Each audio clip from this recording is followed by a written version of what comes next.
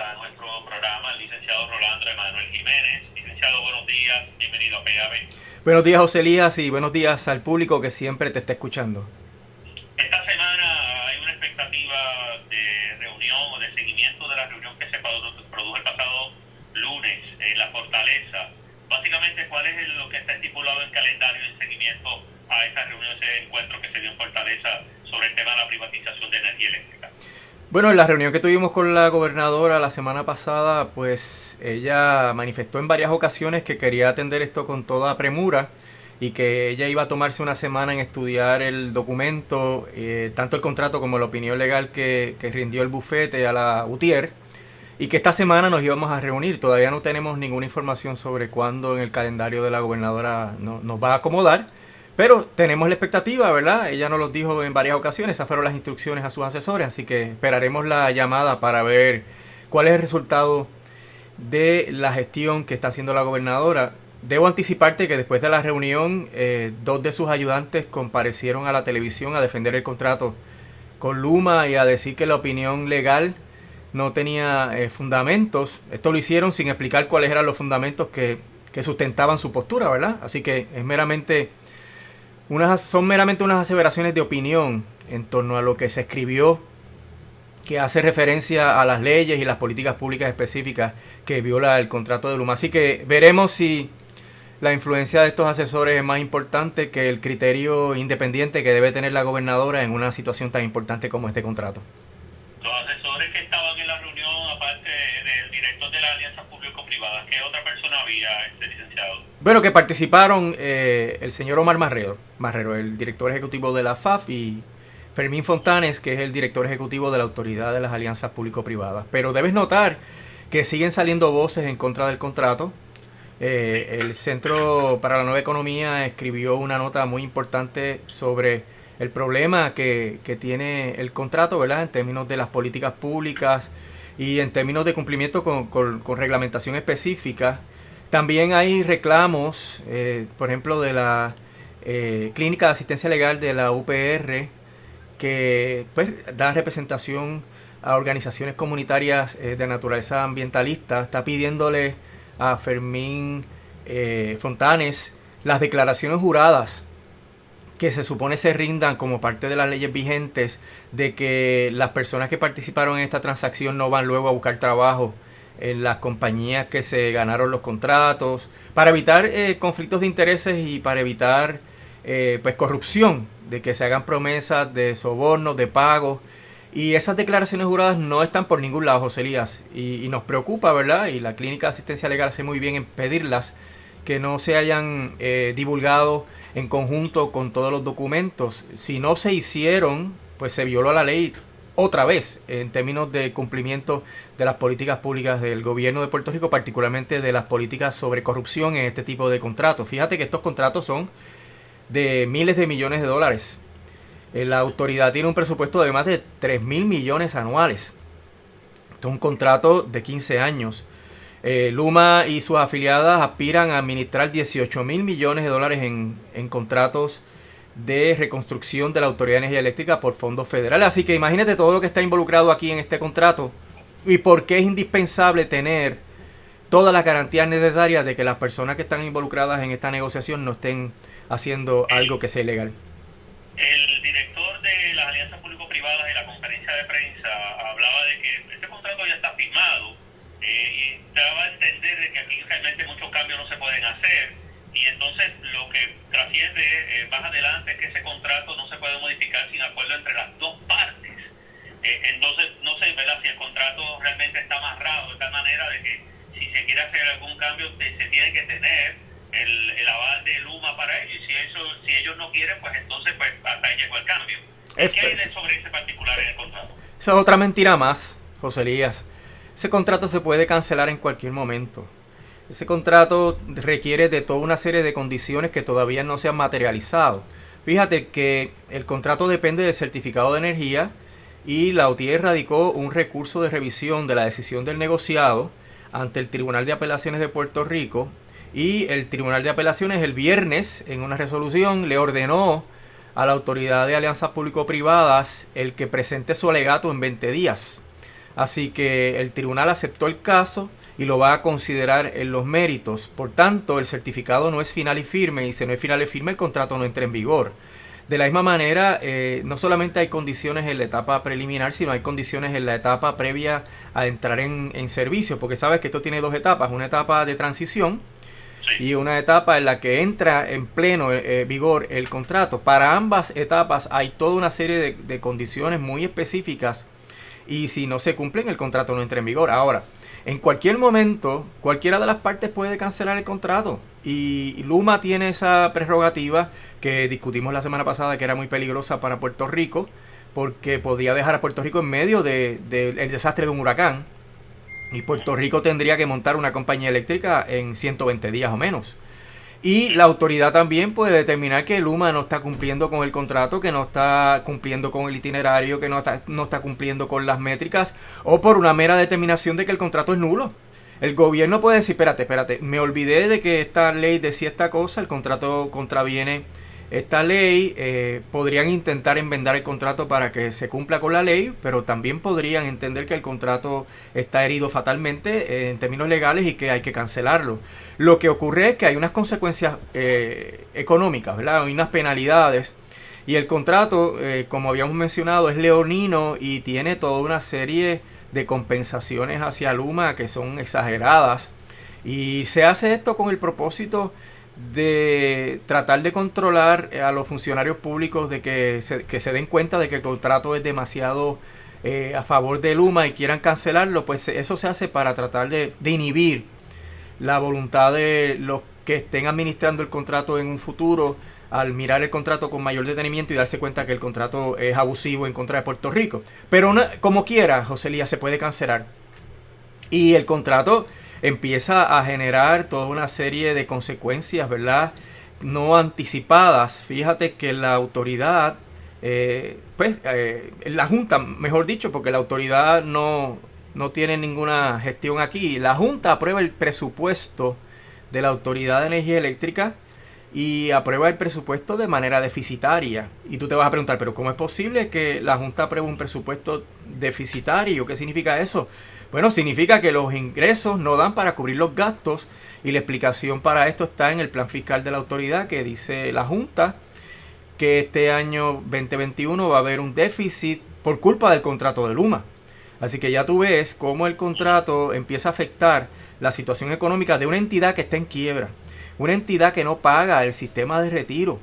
Entonces ahora le van a regalar a Luma cerca de, ¿verdad?, en su momento, $125 millones. Esto es escalonado hasta esas sumas, y no tienen para cubrir los gastos operacionales. Eso es algo que hiere la retina, ¿verdad? La Junta supuestamente vino aquí para acabar los déficits operacionales, y están ellos aprobando un presupuesto. Dicen que van a cubrir eso con los ahorros que tienen, pero los números en el presupuesto están bien claros, José Elías. Parece como que termina la autoridad en negativo, aún sin considerar que le debe al sistema de retiro cantidades exorbitantes, que se calcula de entre 350 millones a 500 millones de dólares de deuda con el sistema de retiro. Y esto es inaudito, ¿verdad? Que prefieran buscar el dinero para pagarle a Luma, que viene a inventar con Puerto Rico, que antes de pagarle lo que se le debe a un sistema de retiro que protege a más de 11.000 retirados de la Autoridad de Energía Eléctrica.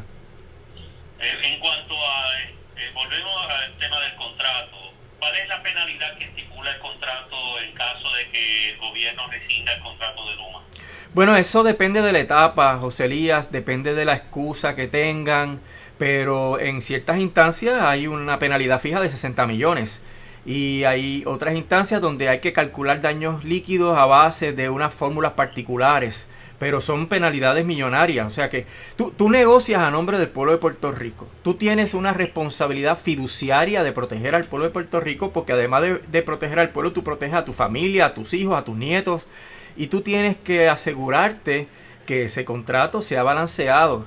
Entonces, cuando tú miras las cláusulas sobre la terminación del contrato, todas son favorables a Luma en términos de amortizar cualquier penalidad que tenga Luma o de bajarla sustancialmente, en términos de que Luma recobre todos los gastos y todo lo que se le debe, aunque sea culpa de Luma, el incumplimiento o la cancelación del contrato. Así que todo está organizado en ese contrato para en el evento de la terminación Luma salga privilegiada y el pueblo de Puerto Rico tenga que pagar todos los platos rotos. Y eso es una negligencia tan crasa, José Elías, de esas personas que negociaron ese contrato. Eso raya en la ilegalidad, que dejen a Puerto Rico desamparado bajo estas circunstancias. Por eso es que las declaraciones juradas de que estas personas que negociaron el contrato son vitales y tienen que sacarse a la luz pública lo antes posible, porque es la única manera de tener un documento que garantice que no haya habido tratos nebulosos aquí, José Elías. Estamos hablando de demasiado dinero, todo esto se manejó con secretividad, lo cual abona a la suspicacia y al misterio que hay con todo este contrato. Y cuando tú miras por qué este contrato es tan malo para Puerto Rico, pues te tienes que preguntar qué pasó en las cabezas de las personas que negociaron esto por parte del gobierno de Puerto Rico, ¿verdad? Y qué pasó en esa Junta de Control Fiscal, que sabiendo que no se iba a poder pagar lo que se le está prometiendo a Luma porque no hay presupuesto para eso, aprueban este contrato. ¿Y qué está pasando por la mente de la gobernadora, verdad? En términos de permitir que estas personas se salgan con la suya y lleguen a un acuerdo tan malo para Puerto Rico. O sea, todos estos misterios, José Elías, tal vez se pueden explicar con el texto de esas declaraciones juradas que implican medidas de control para la corrupción en este tipo de transacción.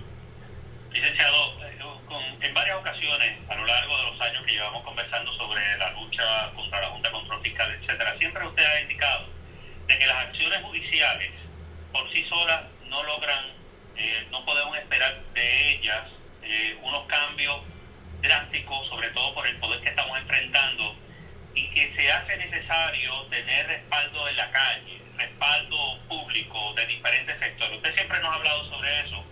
En esta ocasión estamos hablando de otro momento en el cual se requiere esa movilización, ese respaldo a múltiples niveles para repudiar este tipo de acuerdos, licenciado.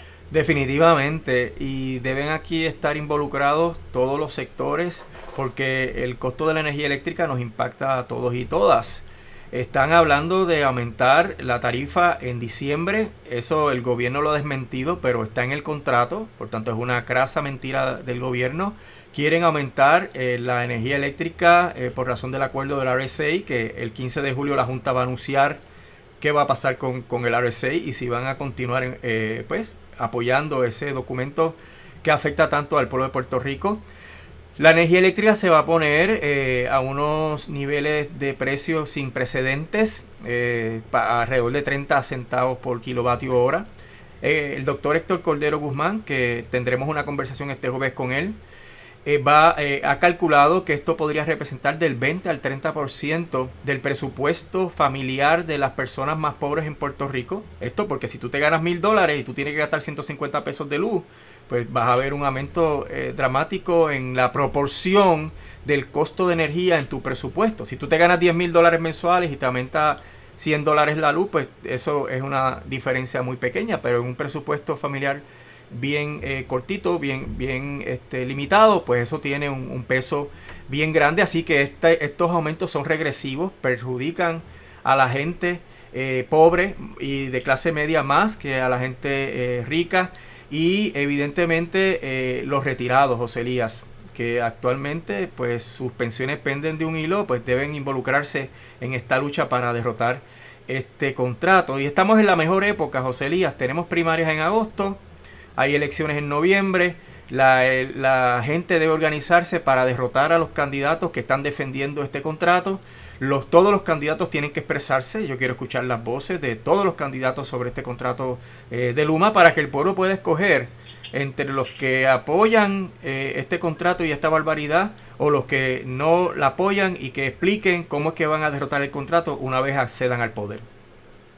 Así es. Bueno, por otro lado, en el caso de la Junta y los municipios, me parece que es importante evaluar unos minutos sobre lo que implica esta aprobación de un plan piloto sobre 10 municipios, pero ciertamente es una muestra de lo que la Junta de Control Fiscal quiere hacer con estas organizaciones gubernamentales, en este caso los municipios, licenciados. ¿Su comentario sobre ello? Bueno, es parte de la expansión que tiene la Junta sobre el gobierno local, tanto a nivel central como a nivel ahora de los municipios.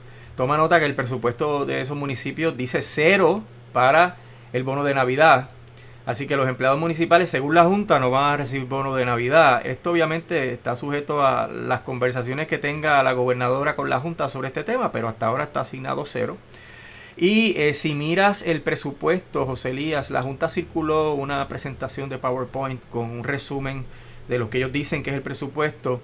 Se nota que ellos están estableciendo ya políticas públicas bien específicas, puntuales, para el control de la gestión pública. Ya no solamente se limitan al asunto de determinar si lo que hace el gobierno en sus políticas públicas es compatible o no con el plan fiscal, sino que ahora le dictan la pauta al gobierno central, estableciendo los objetivos específicos bien puntuales, estableciendo incentivos, bonificaciones, aumentos, todo con el propósito de tratar de tal vez ganarse el favor de la opinión pública dentro del sector de los empleados gubernamentales, pero también lo que implica es que están imponiéndose sobre el gobierno y sobre los funcionarios electos en una manera más granular. Pues lo mismo le está pasando a los municipios, José Elías. Si tú ves el presupuesto y tú ves lo que han expresado sobre lo que ellos quieren hacer con los municipios, ellos vienen a imponer su visión de mundo y sus políticas, así que van a restringir dramáticamente el poder de los alcaldes y alcaldesas. Ahora, salió una noticia en el periódico La Perla sobre que la Liga de Ciudades, algo así, ¿verdad? No estoy muy enterado de los detalles de esa organización, pero una organización de municipios aquí en Ponce, en Puerto Rico, que están quejándose de la gestión de la Junta y de la intromisión de la Junta en los asuntos municipales. Y la pregunta que yo les hago, ¿y qué van a hacer? O sea, ¿cuál es el plan? ¿Quejarse y decir que la Junta son los malos o van a actuar concretamente? Y yo pienso, José Elías, que si bien es cierto que hace falta el apoyo del pueblo para derrotar la Junta, el gobierno ha sido el gran ausente de todas estas gestiones, porque el gobierno se ha limitado a hacer acomodos con la Junta, a cuestionar asuntos banales de los poderes que tiene la Junta, a cuestionar interpretaciones del texto de la ley, cuando se sabe que eso no los va a conducir a ningún lado. Las 6 demandas de la gobernadora sobre cómo se interpreta promesa caerán en su momento sin ninguna otra consecuencia, y hay planteamientos bien puntuales que los gobiernos pueden hacer para combatir la Junta, y hay acciones bien concretas que se pueden hacer para combatir la Junta. Mira, José Elías, en ese presupuesto de la Autoridad de Energía Eléctrica, que está deficitario por 125 millones, hay 3 partidas espeluznantes. La partida de Luma, que es como de 75 millones, la partida de gastos de título 3 y la partida de los asesores de la autoridad, también conforme a título 3, que casi llegan a los 125 millones que hay de déficit. O sea que aquí el gobierno es una parte perjudicada directamente por las acciones de la Junta, y el gobierno se supone que nos defienda a nosotros, y ha sido el gran ausente en impugnaciones concretas y puntuales de los poderes de la Junta para que se cree un problema para el Congreso que tenga que entonces reevaluar y remirar esto desde otra perspectiva, como siempre hemos dicho. Las elecciones de noviembre son la gran oportunidad que tiene el pueblo de Puerto Rico de escoger a gente que haya manifestado fehacientemente su compromiso de actuar para derrotar la Junta, porque es de la única manera que vamos a salir de esta situación de dictadura, y de la única manera que podríamos alcanzar herramientas que nos permitan gestionar nuestro crecimiento y desarrollo económico de una manera sustentable. Licenciado, ¿qué le ha parecido las expresiones que ha estado realizando el saliente presidente de la Junta de Control Fiscal, José Baldomero Carrión III, en estos días? Bueno, él está tratando de echar culpas del fracaso de su gestión a otra gente. Está haciendo también una reflexión de algunos asuntos donde evidentemente se equivocó, pero el sabor que deja él en sus expresiones es que salió frustrado porque no logró lo que la ley promesa se supone que lograra. Nosotros hemos hablado consistentemente de que es que la ley promesa es totalmente imposible de administrar dentro de una economía de enclave colonial a base de la filosofía que tiene esa junta, que es una filosofía de austeridad neoliberal, y que eso eventualmente va a ir complicando cada vez más la situación de Puerto Rico. Los huracanes, los terremotos y la pandemia sí han incidido dramáticamente en la capacidad de la Junta de cumplir con sus funciones, pero en el sustrato, en las causas de ese fracaso está esta visión neoliberal. Y aparte de que esta imposición de estas juntas de personas no electas ha venido a crear una dualidad en términos de funciones dentro del gobierno que definitivamente derrota y cancela cualquier esfuerzo que tengan. Así que él está pues totalmente frustrado, sangrando por la herida, y yo espero que tenga su lugar en la historia por la traición que hizo al pueblo de Puerto Rico cuando aceptó esa posición.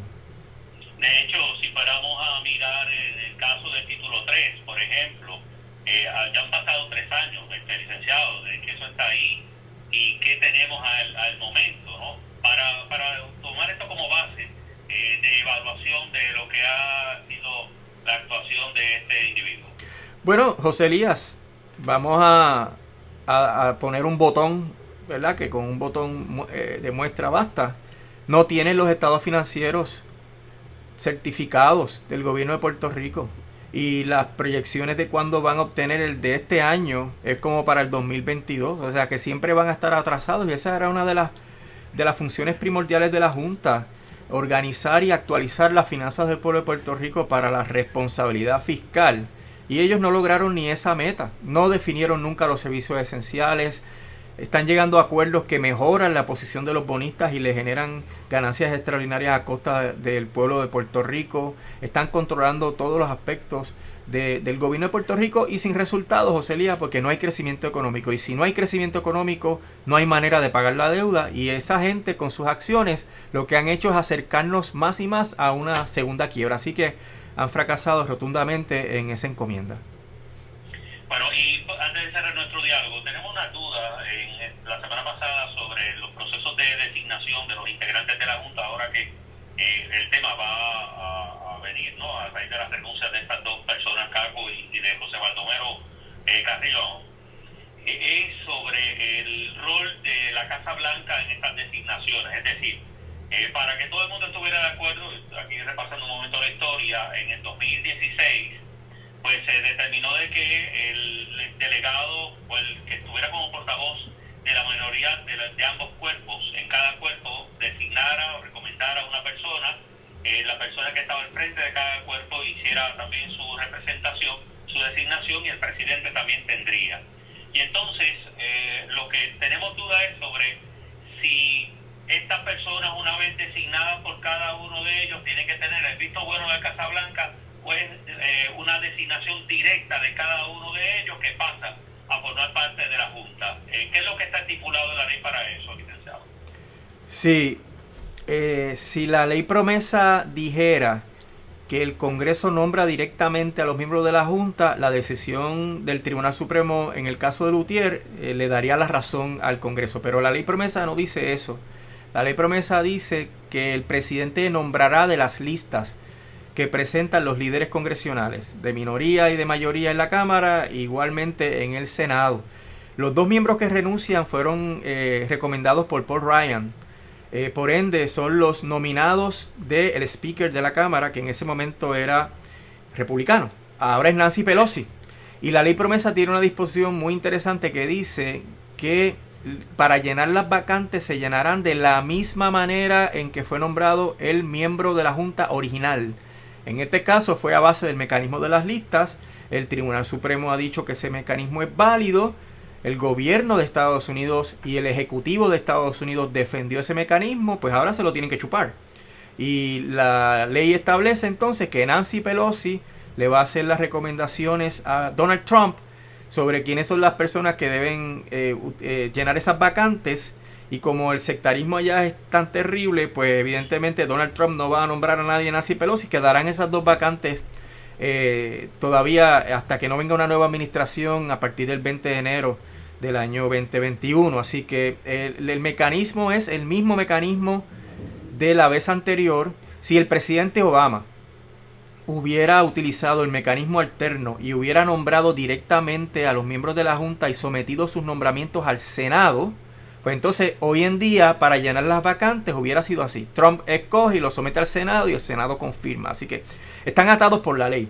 El presidente podría tratar de someterlos al Senado, pero la Cámara podría llevar un caso, la Cámara de Representantes Federal, Nancy Pelosi, reclamar, la ley dice esto, estás violando la ley, y habría otra disputa sobre el mecanismo de las listas.